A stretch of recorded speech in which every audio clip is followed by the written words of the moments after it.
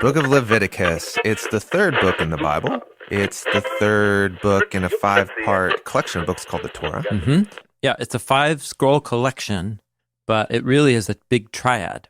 You have Genesis, first scroll, which matches in many unique ways to the other end of the Torah, the Deuteronomy scroll. And then in the center are the 3 scrolls, Exodus, Leviticus, Numbers, which are bound together in a tight unity that makes it one big unit of 3 parts, with Leviticus in the center. And then Leviticus has 3 parts, and the center of Leviticus is the section that we're in right now. Yeah. Leviticus has 3 parts, which we're calling 3 movements. Mm-hmm. The first movement was chapters 1 through 7, looking at 5 offerings, as we call them. And this is all part of the tabernacle ritual. Yeah. And the second movement is then the center of Leviticus. And there's 3 kind of sections of the center movement.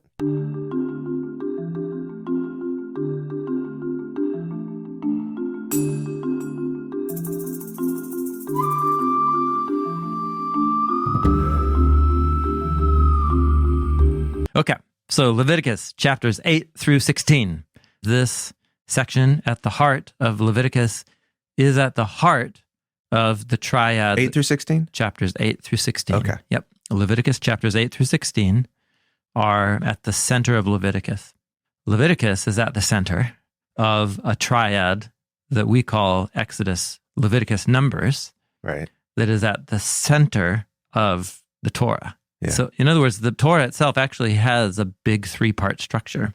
As Genesis, and then matching the other side, Deuteronomy, and they're uniquely matched in really important ways. And then in the middle is a triad. So it's a big triad, in the middle of which is a triad, in the middle of which is Leviticus, which is itself a triad, and then the middle of the middle of the middle is this section that we're looking at right now.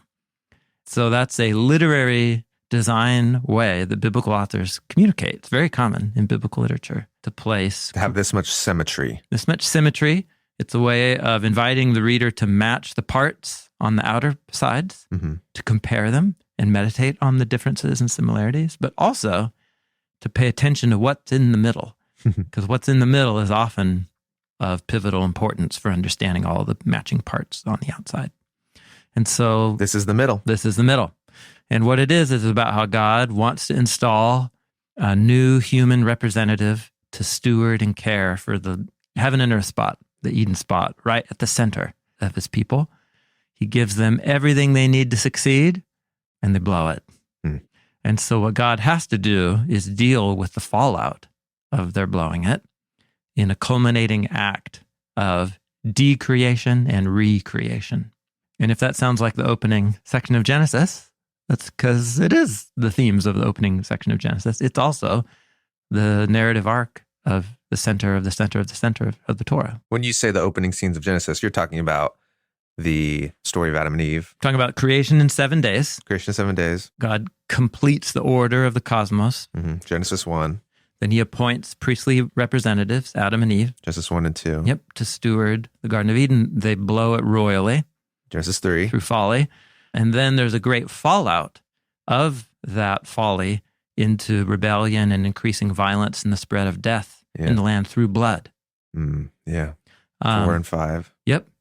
Leading up to the need for Yahweh to purify the land of all the innocent blood in an act of judgment and mercy. Yeah. This is the flood. He brings the flood, but out of the flood, he selects a remnant that is righteous, who is delivered, and then comes out of that deliverance by offering a sacrifice of atonement for the sins of the many. Cool. So this is what you've called the melody. Yes. Which is then simplified to creation, installment of human partners, election, you might call it, or the election, the choosing of a partner. Yeah. And then there's a test. There's failing the test. Yeah. There's often sibling rivalry. Yeah. Well, after someone fails the test and forfeits this great opportunity God gave them, then there's usually multiple narratives about the fallout. That's what you could call it, the increased ripple effect of that folly into greater patterns of violence and death.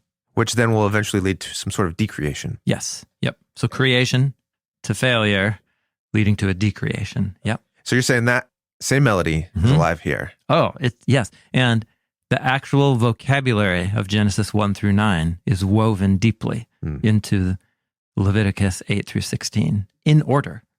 It's literally watching the vocabulary of Genesis 1 through 9 be used in sequence in Leviticus 8 through 16.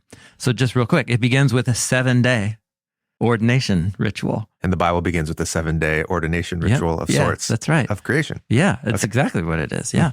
On the final day, Yahweh's presence comes to take up residence in the tent. And also on that day, the priestly representatives who are at work in that space, the 2 sons of Aaron, do something really, really dumb.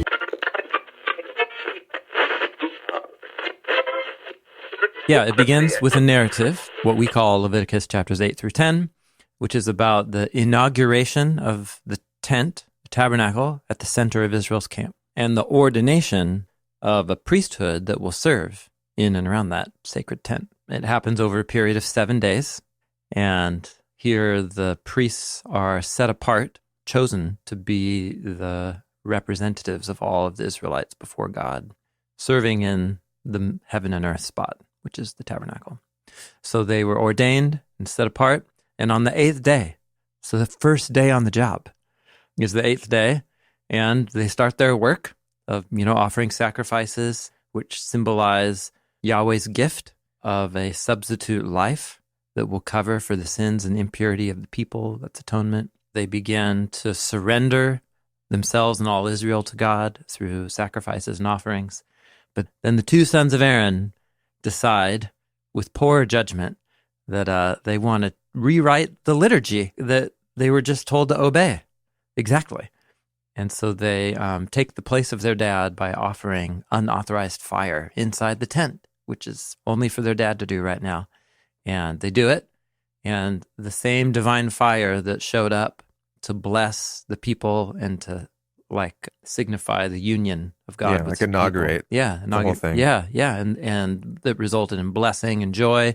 That same divine fire now consumes the 2 rebellious sons of Aaron.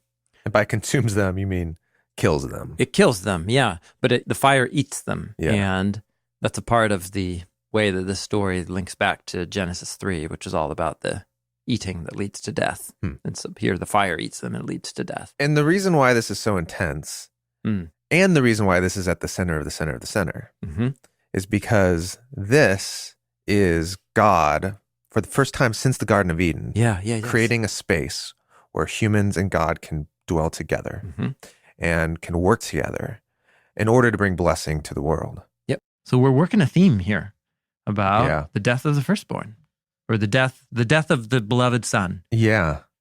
So that's another theme. Yeah, it is.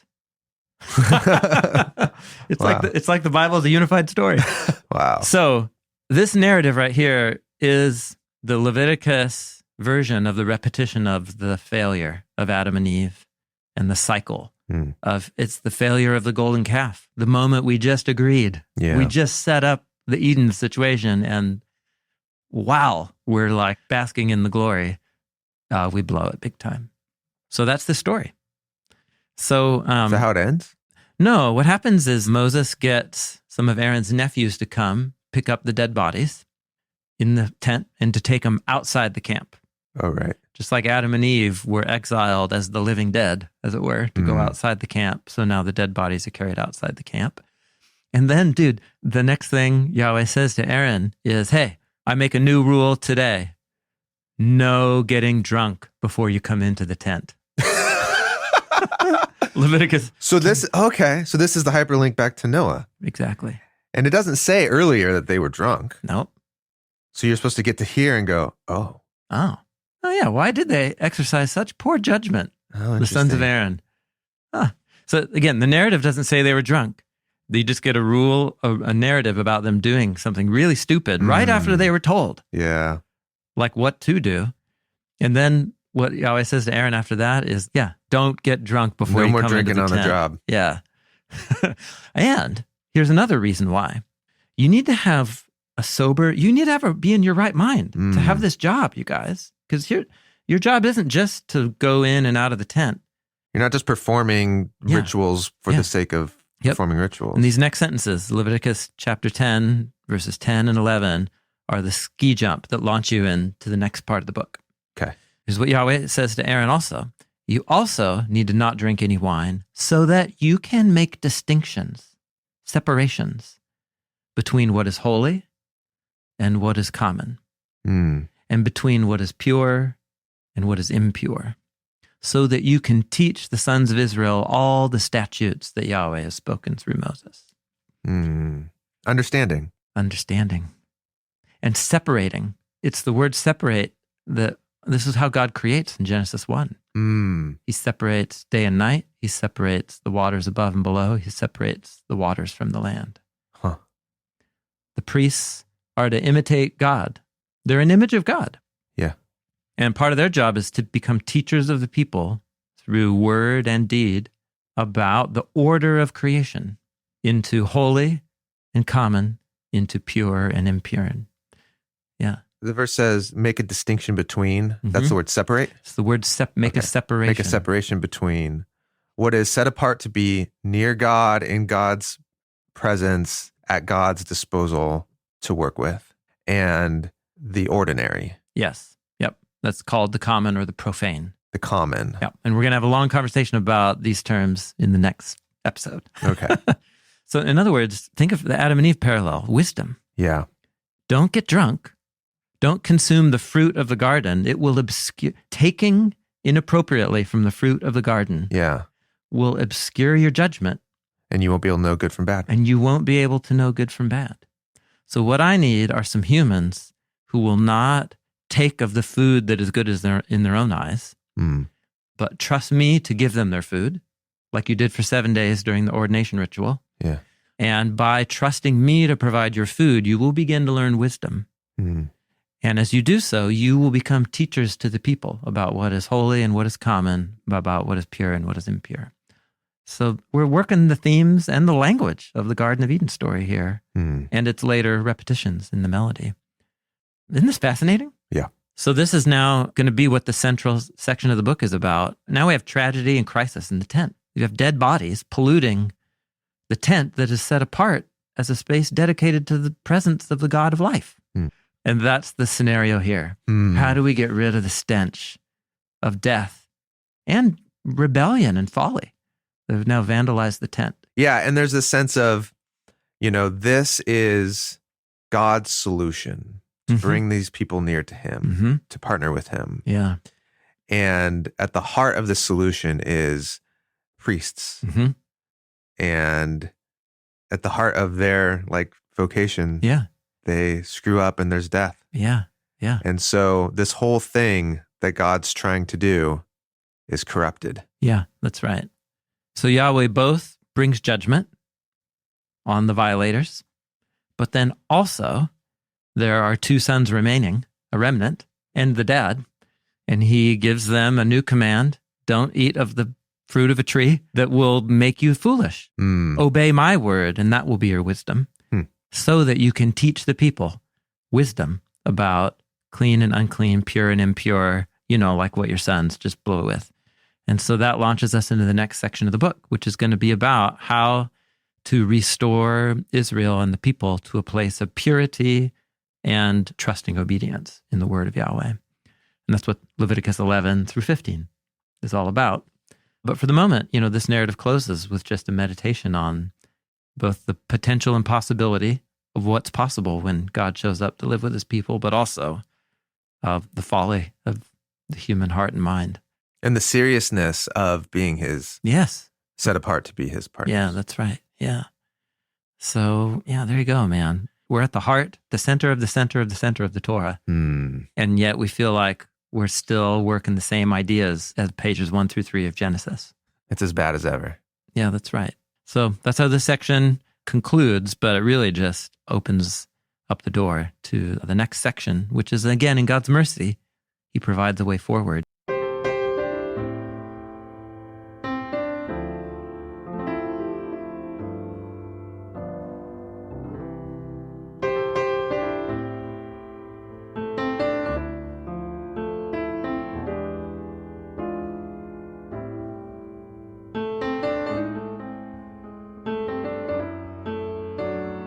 Think of it like a detergent almost. Okay, yeah. Yeah. So the blood served as a purging agent, purifying the sacred objects from the pollution of the Israelite worshipers' sin, wiping away that sin from God's eyes. Because this is the stuff right near God's presence. Yeah. Both ransom from death and purification from pollution are tied to the underlying logic that the blood is life. It's a life that is ransomed from death, and it's a life that wipes away the stain of death. The basic point that an utterly blameless life can obliterate death is the rationale underlying the sacrifices of atonement. Say that last sentence again. So the basic point is that a blameless life offered on my behalf can obliterate death by repaying what I owe and by purifying the effects of sin and death. And that's the rationale that underlies the sacrifices of atonement. And so this leads to just a final note, and to me this is actually the most important one, back to the one explanation of atonement given in Leviticus. It's where in Leviticus 17:11, God says, the life of a creature is in the blood, and God says, I have given it to you to make atonement for yourselves on the altar. That's interesting because you would think the person's bringing it to God. Yes, you would think what it says is the life of the creature is in the blood, so you have to give it to me. Give me the blood. And that's the opposite of what God says. And you're paying attention to exactly remember how you began this conversation? Like the way most people think about offering animal sacrifices is to buy God's favor. Yeah. And this is saying that atonement in the Bible is the opposite. It's a gift. It's a gift from God to us. Oh, wow. I'm giving you the way to become right with me. Yeah. Well, and then John 3:16. Yeah. God loved the world. He gave. That's exactly right. He gave his son. That's right. So, yeah, I think for a lot of years, I have such a huge stack of books on atonement in my library. And I really tried to figure out the atonement debates. And this is a raging topic. Yeah. Theological studies. Yeah. And I decided at some point to just kind of let that debate sit because the categories of the debate were capturing my imagination. Oh. And then all I could do was read Leviticus in light of the debate. And so for me, now you're trying to read the debate in light of Leviticus. Trying to read the debate in light of understanding the deep logic of atonement just within the biblical story. And which is, I know what the debates are about, but I had to put the debates aside and just inhabit the story and do lots of deep word studies. And it's completely shaped reshaped how I think about the whole thing. It's beautiful. Biblical, like Israelites thought of this as beautiful. Even though it involved the death of a very valuable animal, they viewed it as an act of God's grace. Like they approached the tent and experienced God's grace. They didn't see it as whatever else you might, appeasing a God who's about to hammer me. They saw it as a gift of God that he wants me to come near, and he's given it to me. Yes. Yeah. And if that doesn't happen, I will die. That's right. Totally. I will die. That's right. So it is saving me from death. It saves me from death. That's right. Yeah. But the death that I will experience and what death means what it means in light of the story that began with the Garden of Eden. Yeah.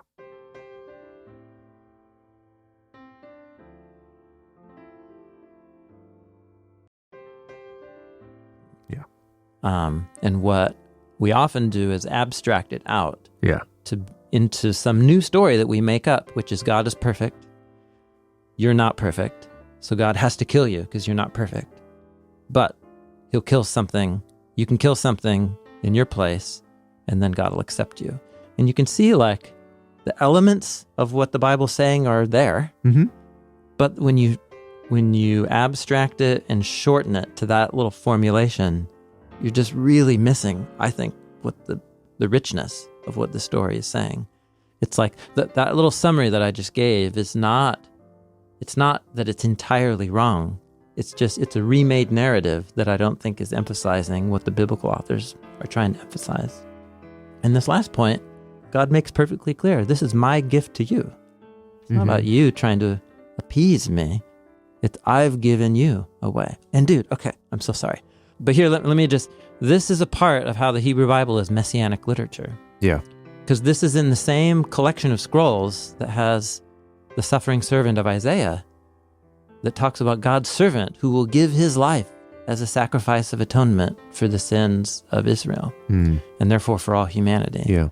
So this section of Leviticus is trying to give us the categories that will prepare us for the messianic hope. It's a gift from God to us. Oh, wow.